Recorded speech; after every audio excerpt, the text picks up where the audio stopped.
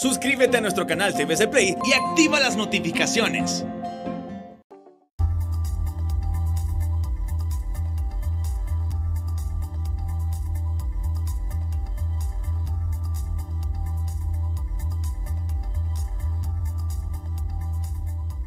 Muy buenas, bienvenidos al banquillo, gracias por estar con nosotros. Hoy hablaremos del proceso electoral de los Estados Unidos. Estamos a 18 días para que los ciudadanos estadounidenses acudan en la etapa final a las urnas y decidan quién será el nuevo ocupante de la Casa Blanca en los próximos 4 años a partir del 20 de enero. La disputa está entre el actual presidente, representante de los republicanos, Donald Trump, y el ex vicepresidente Joe Biden, del Partido Demócrata. Nos acompaña un joven de origen hondureño que no les vaya a sorprender su hoja de vida. A su corta edad ha sido asesor del Congreso de los Estados Unidos y es un estudioso de la política estadounidense. Don Wadí Gaitán, cuéntenos cómo está el panorama político de los Estados Unidos a escasos días de decidir quién estará al frente de la presidencia del país más poderoso de la tierra. Feliz noche, Wadí. Feliz noche, gracias por la oportunidad, es un placer estar aquí platicando con usted y a la misma vez poder compartir la información que tenemos aquí con su audiencia. Nuevamente, gracias por la oportunidad. Bueno, ¿cómo ha sido la actividad política en pandemia? Es una elección atípica para los Estados Unidos. Sumamos lo último, el positivo por COVID-19 del presidente Trump, que le evita comparecer a su segundo debate presidencial, que de eso estaríamos hablando ahorita. Sin embargo, se suspende y es un cambio total, es un giro completo que sufre la actividad política en los Estados Unidos. Al 100%, históricamente a este tiempo nosotros estuviéramos viendo un debate entre Donald Trump y Joe Biden. Estuvieran ellos después el siguiente día yendo a una reunión de campaña con miles de personas, estuvieran dándole manos a todos los individuos, besando a los bebés, como dicen aquí. Ha cambiado completamente el estilo y el cómo pueden los candidatos llevar su mensaje al pueblo. Ha limitado en gran manera a los estados y a las campañas y eventos que ellos pueden hacer. Y también ha cambiado el tema. Al principio de este año, Estados Unidos estaba experimentando una de las mejores economías que hemos tenido en el pasado. El desempleo estaba bien bajo, los ingresos estaban subiendo, las bolsas de valores habían grandes ganancias, pero el tema ha cambiado ahora a hablar del cuidado de salud y la economía, lo que ha requerido que los candidatos sean muy detallados de cómo ellos van a poder recuperar nuestra economía y asegurarse que el pueblo tenga acceso al cuidado de salud. Entonces, está muy correcto en decir que ha cambiado la trayectoria y los planes de todos estos candidatos y en 18 días vamos a ver cuáles son esos resultados. A hoy, Wadí, ¿cuál es el partido, el candidato más golpeado por el tema de economía y salud? ¿Quién ha sacado más provecho frente a los acontecimientos que vive la principal potencia del mundo abocada a un proceso electoral el próximo 3 de noviembre? Sí, el impacto más grande yo creo que ha sido el presidente Donald Trump. Históricamente, un presidente puede ir en el año electoral a hablar de todos sus logros. Puede hablar de que cómo él ha crecido la economía, cómo lo que ha hecho para el pueblo.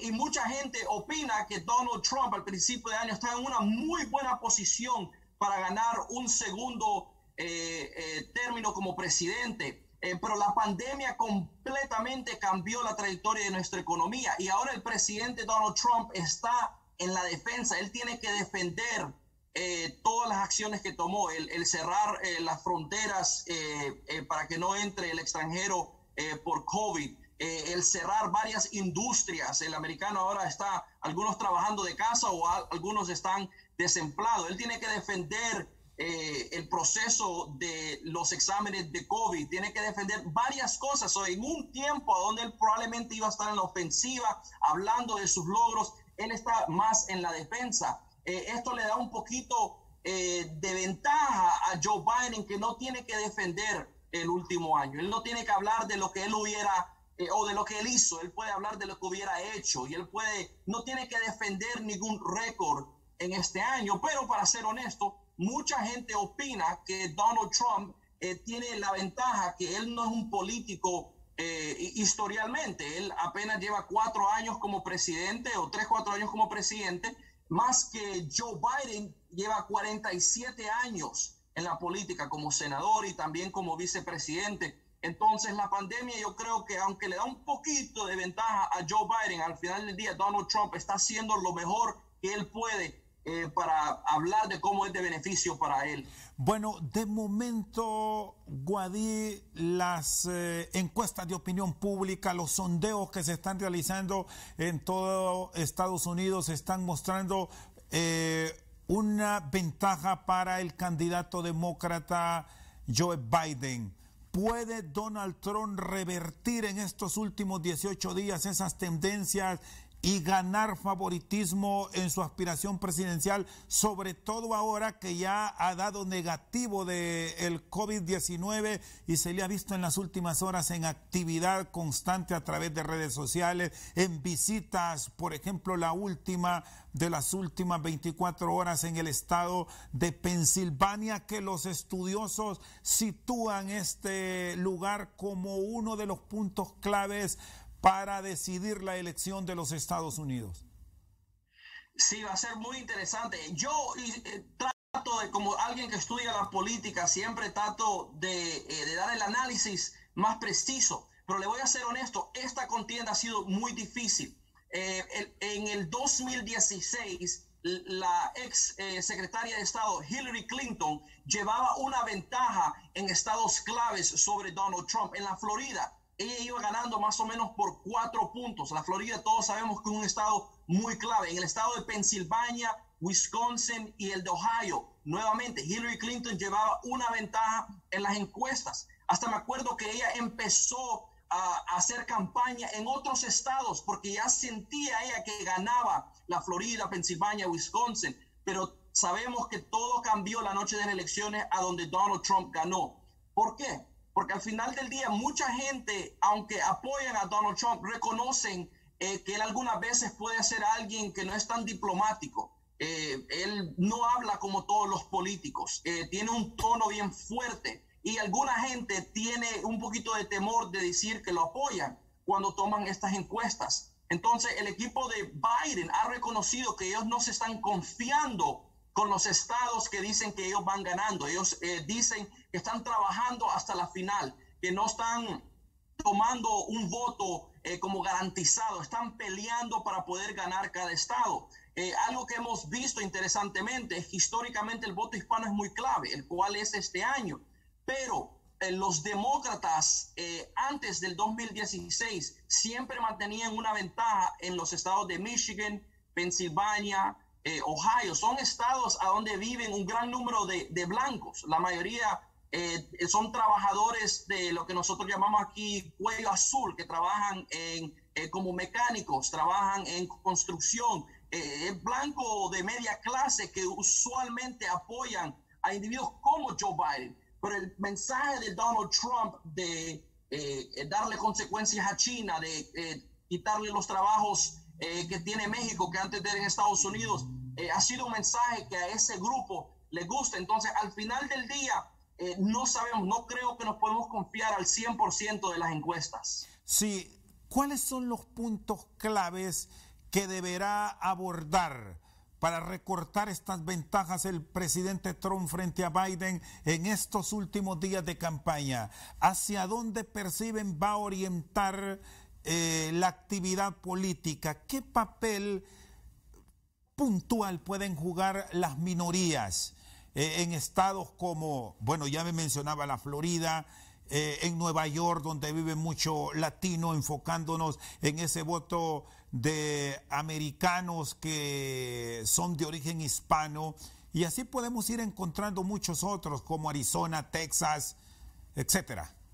Sí, en el lado demócrata, el vicepresidente Joe Biden se está enfocando en Nevada, Arizona y Nuevo México. Todos son estados en el oeste y son estados donde la mayoría de los hispanos son de origen mexicanos, lo que significa que el tema de migración es muy clave para esta población. El presidente Joe Biden o el vicepresidente Joe Biden ha hablado de su postura de crear más oportunidades para visas, para asegurarse los soñadores, los cuales son niños indocumentados que han crecido en Estados Unidos, tengan una vía a ser ciudadanos. Entonces el tema migratorio ha sido muy clave para Joe Biden en esos estados. En el otro lado de la moneda, el presidente Donald Trump se ha enfocado en la Florida. La Florida es un estado tan clave, tiene más o menos 24 millones de personas, recorre un gran número de territorio. El presidente se ha enfocado en el cubano-americano en la área del sur de la Florida, en Miami. También se ha enfocado en el voto del venezolano. Ambos de estos grupos y también el nicaragüense son grupos que han huido lugares a donde hay, por ejemplo, en Venezuela, socialismo, o en Cuba el comunismo. Entonces el enfoque del presidente ha sido hablar de esos temas, hablar de cómo los mensajes de Joe Biden y del senador Bernie Sanders nos llevan hacia el socialismo. Pero después también el presidente Trump se ha enfocado en el puertorriqueño, en la área de Orlando.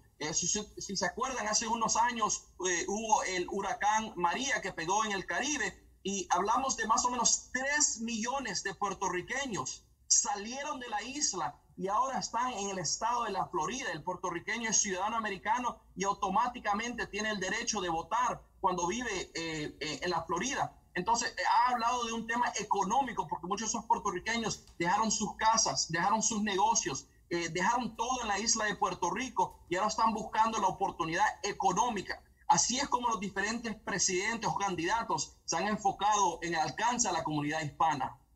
Muy bien, está con nosotros esta noche al banquillo directamente desde los Estados Unidos el analista político de la actividad presidencial en los Estados Unidos, Wady Gaitán. Vamos a una pausa y ya regresamos.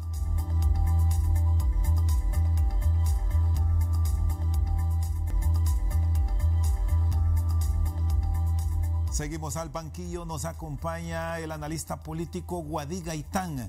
¿Cómo ha analizado la comunidad latina y en general las minorías que ha existido poco debate en el tema latino?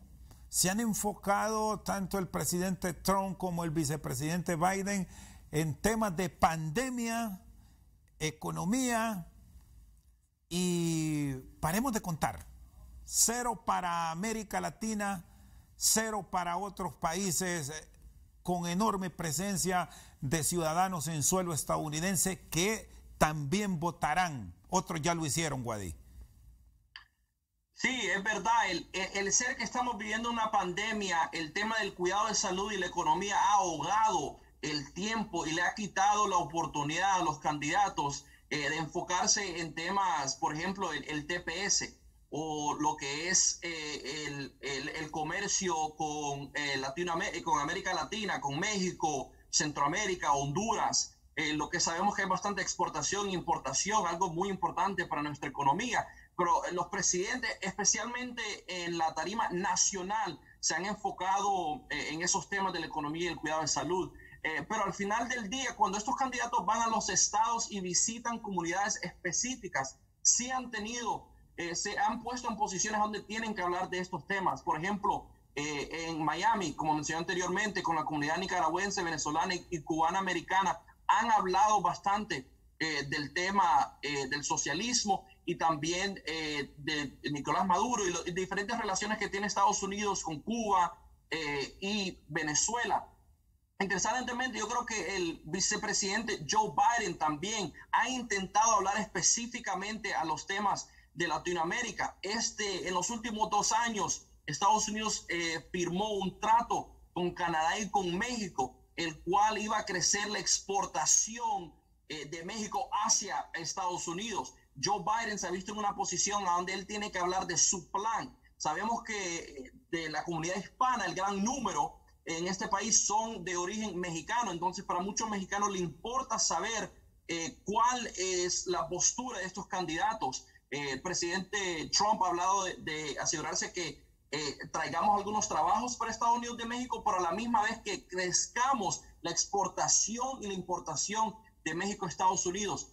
Voy a hablar de otro grupo, una minoría que no son hispanos, pero el grupo afroamericano es la segunda minoría más grande en Estados Unidos, y el tema de gran importancia que hemos visto para este grupo es la igualdad y hablar de lo que es la injusticia racial, un tema que ha sido al centro en el tiempo de junio, julio y agosto, pero que no se ha hablado tanto ahora. Los presidentes o los candidatos presidenciales, cuando van a estas comunidades, sí hablan de su postura. Entonces, no se escucha a nivel nacional, pero localmente sí se escucha un poquito más específico de estos candidatos. ¿Qué tanto va a pesar este tema, ya que lo plantea Guadí, sobre todo en estados como Georgia, donde hay una gran cantidad de afroamericanos, en el mismo estado de Nueva York, donde encontramos una población muy fuerte, en el Distrito de Columbia, para citar algunos lugares puntuales?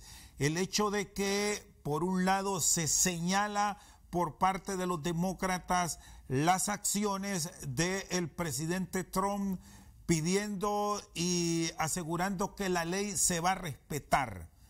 ¿Será tan decisivo ese voto afroamericano en los estados de alta presencia, o al final las decisiones pasan por el voto del anglosajón?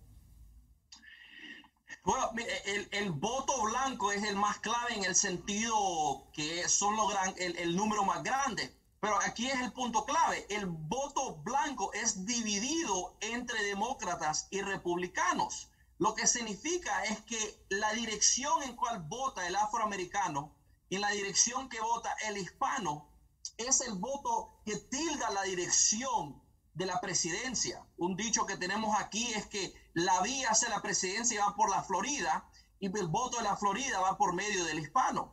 Entonces, aunque el voto blanco votan en gran número y es la mayoría aquí en Estados Unidos, hay influencias del afroamericano y del hispano. Algo que es importante notar es que por primera vez en la historia de Estados Unidos tenemos una candidata a la presidencia que es, uno, mujer, y dos, que es afroamericana. Joe Biden escogió a la senadora Kamala Harris para que se postulara con él, y el cual es histórico. La clave del voto afroamericano no es tanto de que si lo va a ganar Joe Biden o Trump. El afroamericano a un nivel bien alto vota por los demócratas. La clave es si sale a votar en un nivel alto. Le voy a dar un ejemplo. En los años de George Bush, el porcentaje del afroamericano que salió a votar no fue muy grande. No votaron ni por George Bush, ni votaron en gran números para los candidatos demócratas. Eso todo cambió en los años del presidente Barack Obama. El porcentaje de afroamericanos que se registró para votar y que salió a votar, el nivel que creció fue de un cuarto de lo que se miraba históricamente, números que son muy altos. Lo mismo se vio en el 2008 que se vio en el 2012. La pregunta es, ¿va a salir ahora el afroamericano a votar por Joe Biden o se va a quedar en la casa porque no se siente entusiasmado para votar para el candidato Joe Biden? Un punto más, si puedo añadir, el tema de lo que es la injusticia racial es muy clave ahora.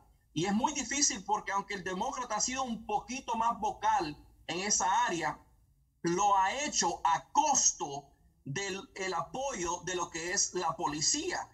Muchos a la izquierda extremista están llamando para que completamente quiten el sistema de justicia y el sistema de los policías. Y eso es algo que los demócratas se han visto como al lado hacia la izquierda, el cual ha sido un poquito de ventaja para el presidente Trump, el cual se para firme a favor de la policía y afirme de lo que es la ley actual. Ahora, Guadí, ¿están tanto el presidente Trump como el vicepresidente en la administración Obama, Joe Biden, llevando al elector los planteamientos y las propuestas que ellos quieren escuchar y recibir de sus gobernantes para salir a votar y no encontrar altos niveles de abstencionismo que es común en América. Ya no solo nos quedamos en los latinos, en el propio Estados Unidos hay mucha resistencia a acudir a las urnas. Correcto. Desafortunadamente el porcentaje del americano, no importando su trasfondo, que no vota es muy alto. Y muchos temen que actualmente por la pandemia muchos individuos no se sientan motivados a salir. Algunos puede ser porque tienen miedo de salir por el COVID, o otros porque no tienen un candidato a quien opinan que van a votar. Por el otro lado de la moneda es el ser que la pandemia también está motivando a mucha gente, a aquellos que le tienen miedo y a aquellos que opinan que esta situación es tan grave que no se pueden quedar en casa. Muchos estados han cambiado el proceso y ahora permiten que los individuos se les mande por correo la boleta y ellos puedan votar en sus casas, mandarla por el correo. Pero a la misma vez eso ha creado un temor que aunque mucha gente vote de casa, no manden a tiempo su voto, o a la misma vez el correo, el sistema de correo postal no pueda manejar el volumen de gente votando. Se pueden perder, hay errores cuando uno lo llena. Entonces, ahorita hay mucho que se está discutiendo aquí en Estados Unidos. La Corte Suprema está en una posición a donde posiblemente tenga que decidir el día de las elecciones si extender quizás las horas de las urnas, lo cual lo hemos visto en el pasado, o si va a haber un reconteo, lo que vimos en los años de George Bush en la Florida. Yo soy de la opinión que la noche de las elecciones, el 3 de noviembre, no vamos a saber quién va a ganar. No vamos a saber si ganó Trump o si ganó Biden. Yo creo que se va a extender porque van a haber mucha gente que votó por correo y todavía no se le ha contado el voto. ¿Manejan estimados de cuántos serán los ciudadanos que por el temor que ya me exponía al coronavirus, porque hay contagio, hay una nueva ola en varias ciudades de los Estados Unidos, recurran a este mecanismo que le da al electorado la política estadounidense de votar por correo, de otros adelantar el voto? Revisábamos los datos recién hoy y hablan que ya aproximadamente 10 millones de estadounidenses ya votaron, ya ejercieron este derecho.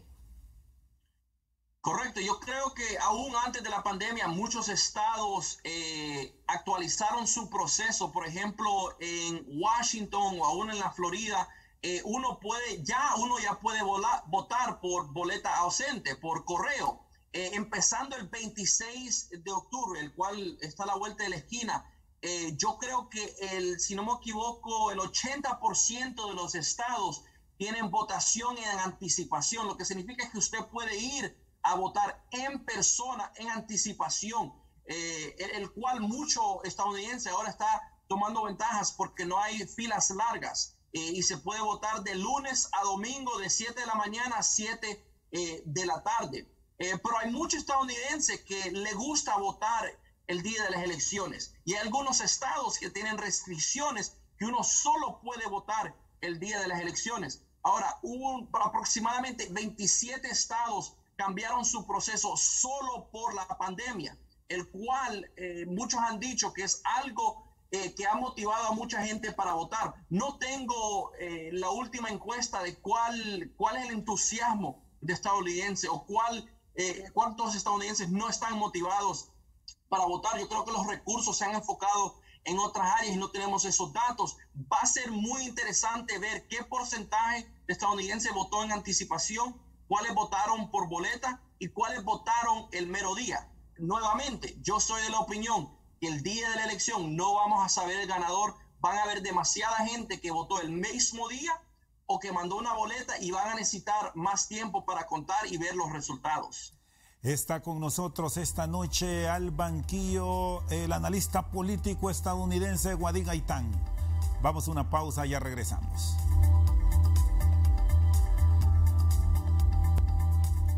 Seguimos al banquillo con nosotros Wadi Gaitán, analista político estadounidense. ¿A quién ha beneficiado más el hecho de no acudir a los debates después de el primer tanteo que tuvo el presidente Trump con Biden y el vicepresidente Pence con la aspirante a la vicepresidencia Kamala Harris? ¿Saca ventaja a quién? Muy difícil. Yo creo que la ventaja la saca Donald Trump. Mire, el primer debate fue muy inusual.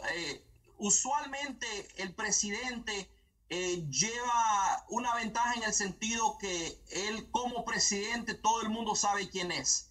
Como presidente tiene todos los recursos disponibles para poder hablarle al público, y estos debates le sirven como una oportunidad al contrincante para hablar de su visión. Entonces yo creo que la desventaja es para Biden. Biden necesita la tarima nacional para seguir hablando de su posición, para seguir hablando de cuál es su plan económico, su plan para el cuidado de salud.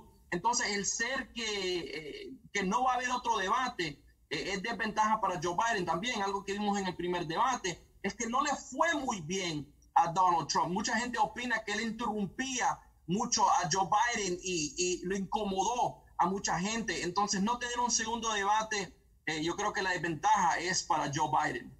¿El que haya padecido de COVID le genera alguna posibilidad de identidad con el elector estadounidense al presidente Trump en medio de esta pandemia? Yo creo que eso, honestamente no creo que eso le dio una ventaja o desventaja, en el sentido que yo creo que los individuos que estaban en contra del presidente miraron el ser que él contagió COVID como una oportunidad para señalarlo y decirle, viste, te equivocaste, no usaste tu máscara o no tomaste las precauciones necesarias. Pero para aquellos que ya apoyan al presidente, ahora lo están usando como algo para decir, él es un sobreviviente, es alguien fuerte, es un líder, él sobrevivió la pandemia. Para los votantes indecisos, yo creo que para algunos lo miran a él como alguien que fue irresponsable, y otros lo miran como alguien que ahora entiende el proceso y puede tomar esa experiencia y usarla hacia el pueblo. Yo creo que esto no cambió mucho. El ser que el presidente tuvo COVID no va a cambiar la ola a favor o en contra del presidente. Es algo que sigue, electoral sigue como estaba antes, en mi opinión. ¿Y cómo observan ustedes los analistas el comportamiento que tiene el presidente de los Estados Unidos, que es un ciudadano que se muestra mucho en redes sociales, que responde directamente, que no se oculta, que sale y enfrenta, que incluso si revisamos sus últimos mensajes, incluso en pleno contagio, diciendo quieren que venga la China, quieren que lo domine otro ciudadano, pues esta es la elección que a ustedes les toca decidir. Y del otro lado vemos un vicepresidente Biden más mesurado, más tranquilo, pero que de igual manera cuando se le señala responde y lo hace de una forma hiriente. Correcto. Esta situación con el presidente Trump, para nosotros que estudiamos y que seguimos diariamente la política, nos ha puesto en una situación muy diferente. Es importante reconocer que aunque el tono del presidente puede ser muy fuerte, aunque él muchas veces no es diplomático, no es, por ejemplo, como el presidente Obama, que es reconocido por alguien que da discursos que trae emoción, él lee cada palabra del discurso. El presidente Trump no, él es reconocido más bien que aunque él tiene el discurso ahí en mano, él empieza a hablar de lo que a él al momento desea hablar. Mucha gente lo mira como negativo, no lo miran a él como alguien que en la tarima internacional y global no es el líder moral y no es el diplomático que muchos ciudadanos quieren. Por el otro lado de la moneda es que mucha gente en Estados Unidos están cansados de los políticos que hacen promesas, políticos que uno ya puede predecir qué es lo que van a decir. ya saben que ellos tienen algo escrito, que la gente que trabajan por ellos escribieron por ellos. Y más bien ve el ser que el presidente no es, por decir, controlado por sus empleados, no es controlado por otros diplomáticos, lo ven como algo positivo, lo miren como alguien que está quebrando los planes de todos los otros presidentes. Para uno que lo trata de analizar, es muy difícil decir qué es lo que él va a hacer. Es alguien que él, dependiendo en qué lado de la cama se levanta y en qué modo se levanta, es como él va a gobernar ese día. ¿Qué nos depara entonces en estos 18 días? ¿Hay campaña abierta? Ya el presidente Trump con su negativo de COVID tiene luz verde para moverse en toda la Unión Americana. ¿Qué visualizan va a pasar del lado del aspirante republicano? Sí, yo creo que cada candidato se va a enfocar en su base. Como estamos ya 18 días, un gran número de gente ya, los demócratas ya han decidido que van a votar por Biden y los republicanos por Trump, pero es asegurarse que esos individuos salgan a votar. Entonces vamos a ver que el presidente Trump se va a enfocar bastante en el sur, en la área de Carolina del Norte, en la área de Atlanta, Alabama, Texas, estados a donde hay bastante votante republicano, porque él quiere asegurarse que el republicano no se quede en casa, que no se olvide mandar su boleta. Entonces va a ser reforzar su base y tratar de ganar unos cuantos votos. Si pueden, lo mismo los demócratas se van a enfocar en asegurarse que en lugares como Nevada, en lugares como Michigan y Wisconsin, que ellos puedan asegurarse que su base, los demócratas, salgan a votar. Pero a la misma vez yo creo que ambos candidatos van a hacer un último empujo para aquellos que están indecisos, aquellos que no saben si van a apoyar a Biden o a Trump, y ellos van a hacer un enfoque en lo que es la economía y el cuidado de salud, los dos temas más claves ahorita durante esta pandemia. ¿Cuál es la principal fortaleza que le ve a ambos candidatos? En su orden, dígame primero el presidente Trump y luego Guadí el señor Joe Biden. Sí, cuando hablamos de los estados, Texas es el estado más clave o es el que tiene más apoyo para el presidente Trump, y para el vicepresidente Joe Biden es California, dos estados muy claves que cargan mucho voto y bastante influencia.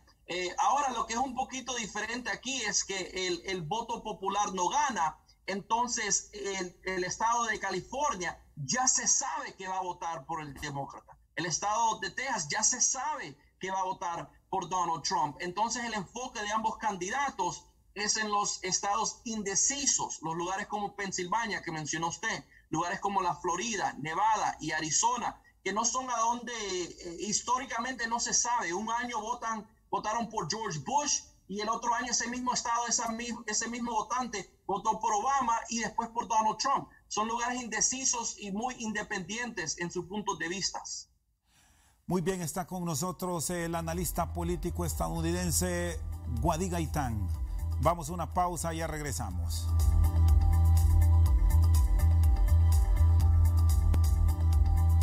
Seguimos al banquillo con el analista político Guadí Gaitán.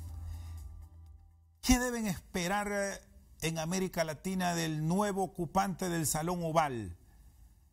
Cambios trascendentales, acciones que muestren una nueva visión hacia América por parte del gobernante estadounidense, ¿o vamos a seguir en lo mismo? Desafortunadamente yo creo que no vamos a escuchar nada nuevo y no vamos a escuchar un enfoque grande en Latinoamérica o en lo que son las economías fuera de Estados Unidos de estos candidatos. Nosotros ahorita estamos viviendo en un desempleo del 10% de la población de Estados Unidos, un número récord, subió hasta el 20%, ha sido bajando por el 10%, es un número que no lo hemos visto en años.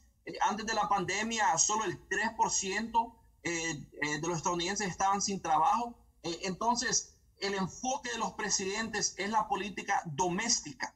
El votante estadounidense, yo creo como todo ciudadano de cada país, el enfoque de ellos es su familia, es sus hijos, es la educación, es el poder tener acceso al cuidado de salud, es poder regresar a trabajar.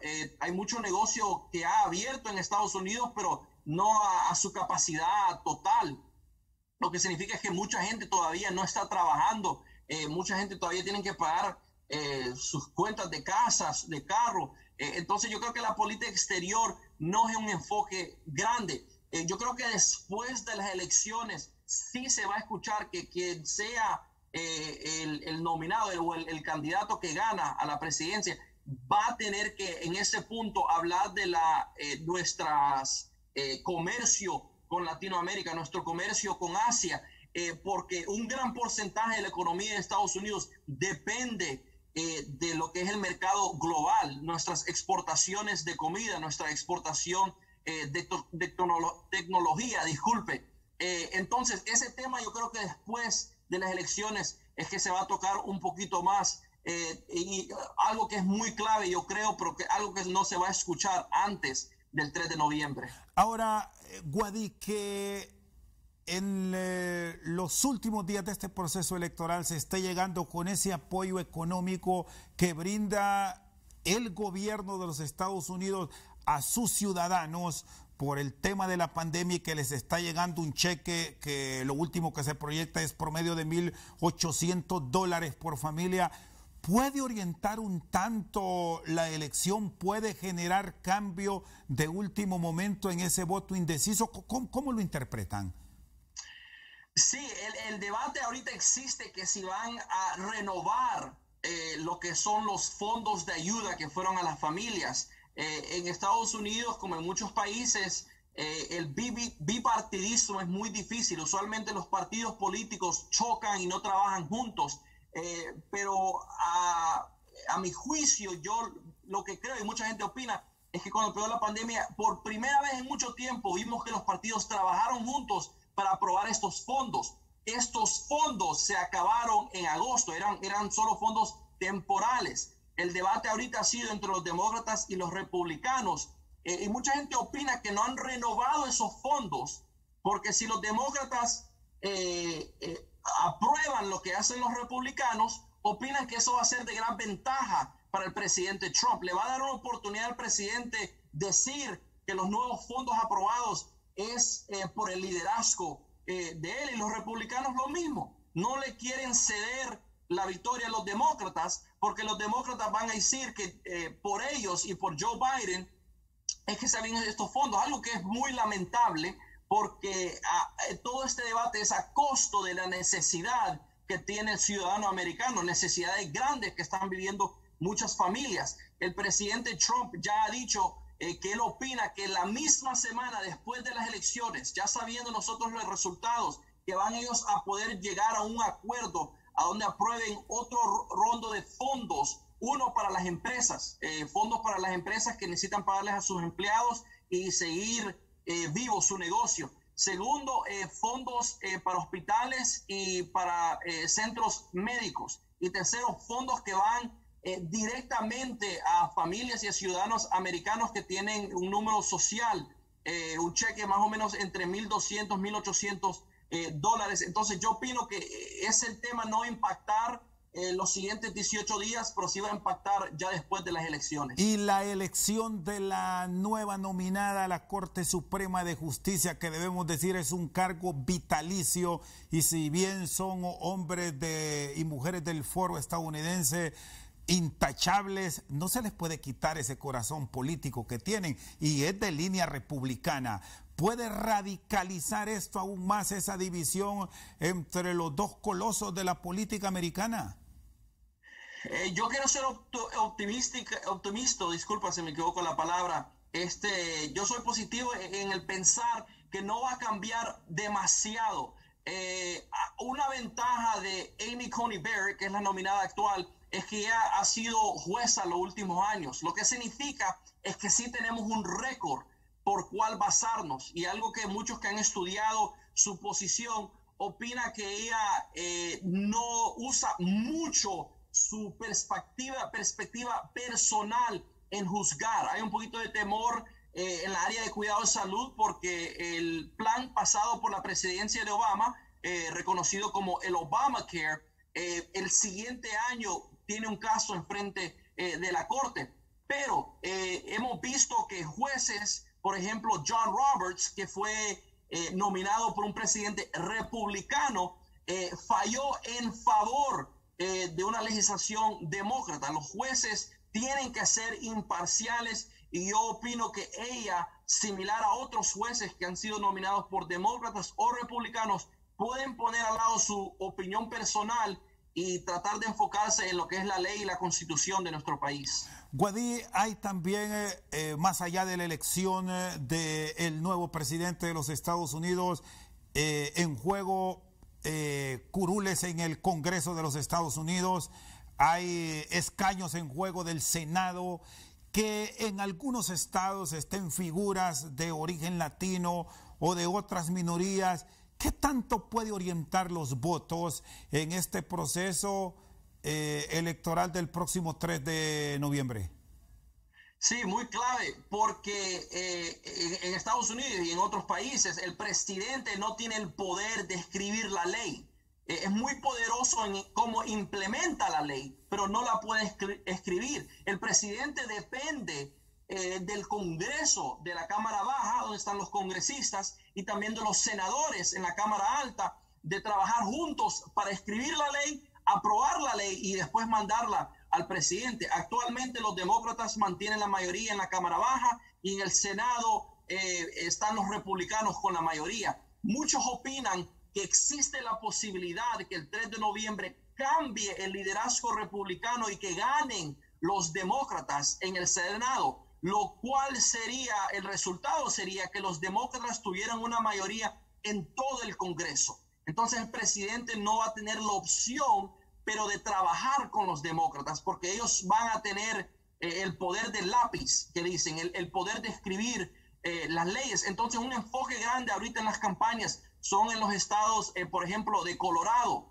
el estado de la Carolina del Norte y el estado de Texas, a donde actualmente hay republicanos que sirven en el Senado, pero su reelección está en peligro porque los demócratas han montado una contienda muy competitiva y ambos candidatos van hombro a hombro. El 3 de noviembre aquí en Estados Unidos no solo vamos a estar viendo la presidencia, pero vamos a estar viendo si el Senado va a quedar en el poder de los republicanos o si se va a transferir al poder de los demócratas. Bueno, estamos cerrando, Guadí, le agradezco su tiempo. En el caso de esta elección en los Estados Unidos para el próximo cuatrienio, ¿vendrá la anhelada reforma migratoria? ¿Se dará el beneficio a los soñadores?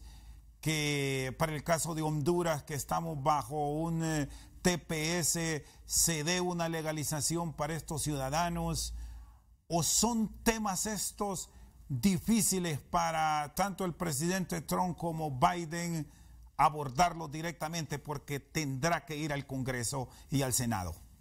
Sí, yo creo que no importando quién gana, los siguientes 4 años yo creo que van a ser mejores para la comunidad hispana y también para el tema específicamente de migración. Porque si gana Trump, él ya no tiene otra reelección. Él puede tomar un riesgo más alto en temas que no son quizás populares con la base de él. Muchos opinan que en sus segundos 4 años él va a ser más favorable a los Dreamers, va a ser más favorable a la comunidad migratoria. Él, cuando era hombre de negocio, ha tenido muchos inmigrantes que han trabajado con él, ha hecho mucho negocio en el exterior. Entonces, muchos opinan que puede ser de favor en el tema migratorio.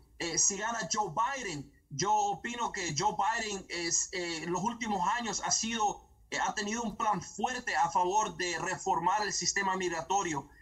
Ha favorecido mucho a los soñadores. Ha hablado de reformas al sistema de visa, el cual permitiera que más gente puedan entrar en una forma eficaz a nuestro país. Lo que sí opino es que en el 2021 probablemente no vamos a ver muchas de estas reformas. Va a seguir el cuidado de salud y la economía como el tema número 1 durante esta pandemia. En el 2022, 2023 2023, yo creo que sí existe un poquito más la posibilidad de reformas en el tema migratorio, en el TPS, en lo que es el comercio con Latinoamérica. Guadi, le agradezco, muy gentil por habernos acompañado a casi medianoche, ya día jueves próximo en la capital federal de los Estados Unidos. Un fuerte abrazo y el saludo a su familia aquí en Honduras, que tiene algunos parientes en Cantarranas, me decía. Sí, correcto. Mira, un gran placer estar aquí con ustedes hoy y un gran abrazo para usted y para toda la audiencia. Y sí, mis saludos a mis familias en Cantarranas, Tegucigalpa y en Choluteca. Aunque soy nacido en Estados Unidos, aquí tratando de representar a nuestra gran nación dentro de Estados Unidos. Un saludo a todos los hondureños allá. Fuerte abrazo, Guadi Gaitán, analista político estadounidense, con nosotros esta noche al banquillo. Por su sintonía, muchas gracias.